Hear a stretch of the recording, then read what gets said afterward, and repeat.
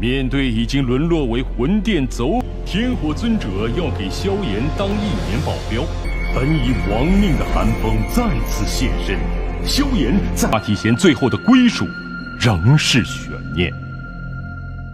Chứng kiến sự tình vừa xảy ra, Tiêu Viêm vô cùng kinh ngạc, nhất thời thanh âm trong lòng vang lên lẩm bẩm nói: tên này tâm địa thật là tàn nhẫn, thậm chí ngay cả đồng bọn của mình khi ra tay hắn ta cũng không có chút do dự nào. Theo ánh mắt Tiêu Viêm nhìn sang phía xa kia, sau khi lấy mạng Hiên hộ pháp, Hàn Phong bất chợt cười lớn, nhìn tên hộ pháp đang dễ dụa trước mắt, hắn ta bàn tay liền xuyên qua người tên kia và tiến hành thôn phệ linh hồn. Nhất thời, trong quá trình Hàn Phong thôn phệ, một màu tím đen quỷ dị cứ thế đi vào trong miệng hắn, làm cơ thể Hàn Phong giật giật, nhìn vô cùng đáng sợ. Phía xa, nhìn thấy Hàn Phong như vậy, không ít người kinh hãi. Còn Hàn Phong, sau khi hoàn toàn thôn phệ tinh kia, năng lượng trong cơ thể hắn ta liền bành trướng. Nhất thời, cơ thể hắn ta liền bạo phát ra một luồng năng lượng khủng bố, quần áo trên người liền rách nát để lộ ra một cơ thể đồ sộ và cơ bắp. Cảm thụ được khí thế tràn ra từ trong cơ thể của Hàn Phong, chân mày Tiêu Viêm cau lại. Bên cạnh, Tiểu Y Tiên nhìn thấy thế nhẹ giọng nói: để ta đối phó hắn. Nghe vậy, Tiêu Viêm trầm giọng nói: cùng nhau đánh, giúp ta tranh thủ chút thời gian. Được, tuy rằng lúc hắn ở trạng thái này, ta muốn đánh bại hắn thật sự có chút khó khăn, nhưng để bám trụ hắn thì ta tuyệt đối nắm chắc. Tận lực đừng giải khai phong ấn ách nan độc thể. Không giải khai sao được? Khi gặp phải đối thủ thực lực không yếu, nếu không giải khai phong ấn thì khi ứng phó cũng có chút khó khăn. Để muội theo bên cạnh ta, vốn là muốn giúp muội khống chế ách nan độc thể, vậy mà lại khiến nó ngày càng xấu đi, làm sao ta có thể an tâm được? Trong khoảng thời gian này, tuy nói mạo hiểm nhưng lại vui vẻ hơn rất nhiều. Nếu có chuyện gì xảy ra, chỉ là do muội số phận không tốt mà thôi. Muội cho là ta nghĩ như vậy sao? Muội cũng không biết. Phía xa, thấy hai người trước mắt, Hàn Phong bất chợt thanh âm vang lên nói: liếc mắt đưa tình xong chưa hả? Nếu là xong rồi, vậy thì chuẩn bị bỏ mạng đi.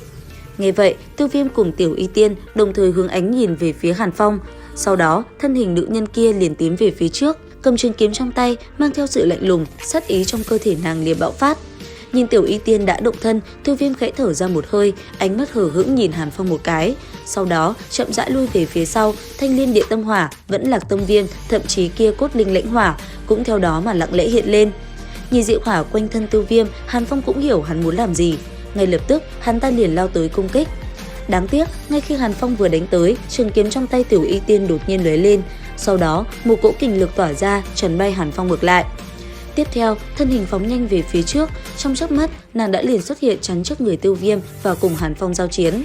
Thấy nữ nhân kia nhằm vào mình, Hàn Phong nổi giận, ngay lập tức, thân thể liền vọt lên, lao thẳng về phía Tiểu Y Tiên đánh tới tấp. Dưới mặt đất lúc này, quyền cước trong tay Hàn Phong tựa như sắt thép, liên tục cùng trường kiếm trong tay Tiểu Y Tiên nghênh kháng.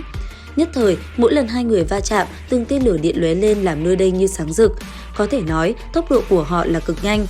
Chỉ trong tích tắc, hai người đã va chạm vào nhau hàng trăm lần, từng tiếng leng keng bạo phát làm người xem cũng phải hoa mắt.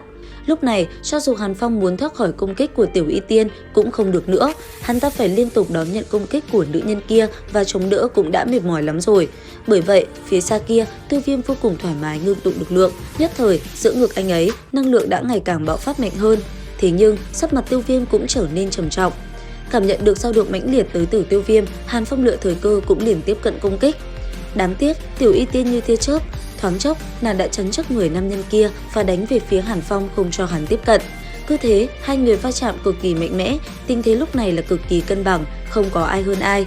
Bởi vậy, phía xa kia, Tiêu Viêm cũng đã dần ngưng tụ ra một luồng năng lượng mạnh mẽ hơn, thoáng chốc hỏa liên cũng đã sắp thành hình. Còn Tiểu Y Tiên, sau một hồi giao chiến, nàng đã bị tên kia đẩy bay. Bởi vậy, trong tình huống nguy hiểm, thân thể nàng đột nhiên biến đổi. Hai tay khẽ kết ấn, một luồng năng lượng màu tím đen nhất thời bạo phát. Sau đó, nàng liền mở ra phong ấn ách nan độc thể. Phía xa kia, Tiêu Viêm thấy sự tình vừa xảy ra, anh ấy khẩn trương, khuôn mặt ngày càng trở nên khó coi, ánh mắt chăm chú nhìn vào đoàn hỏa diễm phía trước. Còn phía xa kia, giữa không trung, ngay khi độc thể bạo phát, một quả cầu quỷ dị liền ra bao phủ Hàn Phong lại bên trong. Thấy thế, tên kia chỉ cười lạnh. Sau đó, hắn ta lại tiếp tục lao về phía Tiểu Y Tiên, cùng nàng giao chiến ngày càng mãnh liệt hơn. Thậm chí, Hàn Phong còn trên cơ một chút. Bởi vậy, sau vài lần va chạm, hắn ta đã đẩy bay Tiểu Y Tiên về phía sau. Thấy Tiểu Y Tiên thương nặng, thân thể cấp tốc lao tới, trên miệng Hàn Phong xuất hiện một nụ cười quỷ dị. Dường như hắn ta muốn một đòn này tung ra sẽ là lúc kết thúc sinh mệnh của Tiểu Y Tiên. Thế nhưng không, đúng vào khoảnh khắc Hàn Phong gần chạm tới người Tiểu Y Tiên thì thân hình Tiêu Viêm đột nhiên xuất hiện chắn trước người nàng. Trong tay Tiêu Viêm, một đóa hỏa liên lộng lẫy kèm theo một luồng năng lượng khủng bố lặng yên lơ lửng giữa không gian ách nan độc thể. Nhìn thân hình Tiêu Viêm phiêu phù phía trước, Hàn Phong kinh ngạc, nụ cười giờ đây đã thay bằng những cái nghiến răng nanh ác. Nhất thời, một màu đen mang theo hắc vụ nồng đậm từ trong cơ thể hắn bạo phát ra, che phủ hoàn toàn cơ thể hắn ta ở bên trong. Nhìn hắc vụ kia bao phủ một góc bầu trời, trên mặt Tiêu Viêm cũng xẹt qua vẻ cười lạnh. Tay áo bảo dâng nhẹ, hỏa liên ba màu thoát khỏi bàn tay, theo ngón tay Tiêu Viêm búng ra, bắn về phía hắc vụ như đại hải ở phía xa.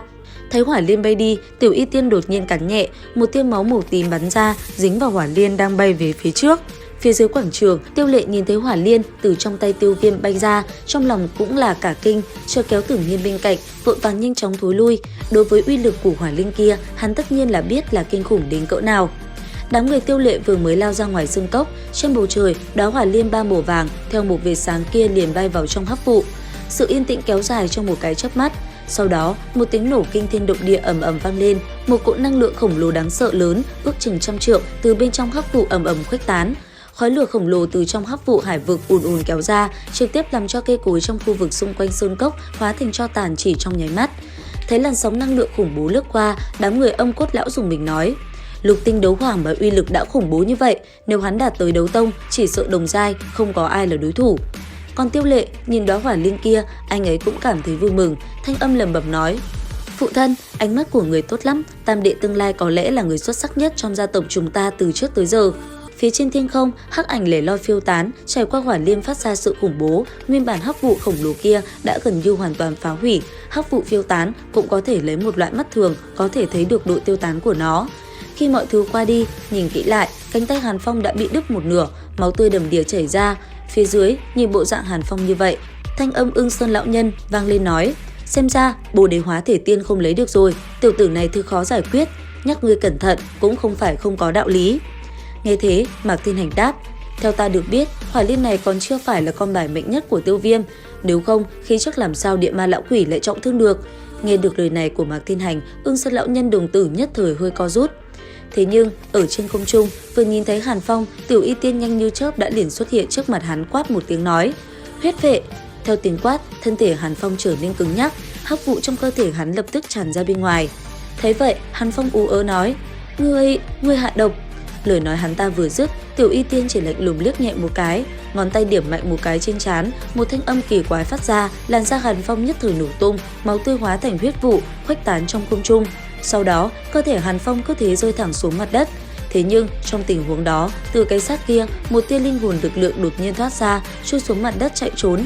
Thấy thế, Tiêu Viêm nhếch miệng nói: Sư huynh, đại lễ ta tặng cho ngươi không làm cho ngươi thất vọng chứ? Dứt lời, thanh sắc hỏa diễm từ lòng bàn tay Tiêu Viêm bốc lên, đem tia linh hồn đó bao bọc lại. Sau đó, anh ấy liền cho nó vào bên trong một cái bình ngọc. Làm xong mọi chuyện, Tiêu Viêm mới chậm rãi ngẩng đầu, ánh mắt bình thản chậm rãi lướt qua ma viêm cốc. Trong mắt hiện lên một chút hàn quang, trầm giọng nói: Ưng Sơn lão tiên sinh, chuyện hôm nay ta có thể bỏ qua, ta cũng hy vọng không có lần thứ hai, nếu không... Chưa để Tiêu Viêm nói hết câu, Ưng Sơn lão nhân thân hình đã lập tức phóng đi. Đáng tiếc, hắn vừa muốn trốn, Tô Thiên trưởng lão cùng Tiểu Y Tiên đã chặn lại.